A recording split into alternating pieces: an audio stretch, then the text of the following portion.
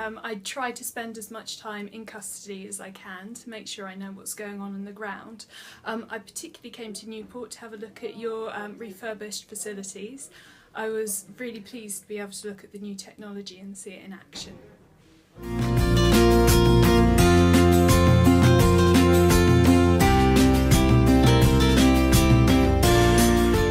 It was brilliant to see the life sign technology up and working. I spoke to your detention officer and he mentioned examples of where this had actually helped them to get medical assistance to detainees faster.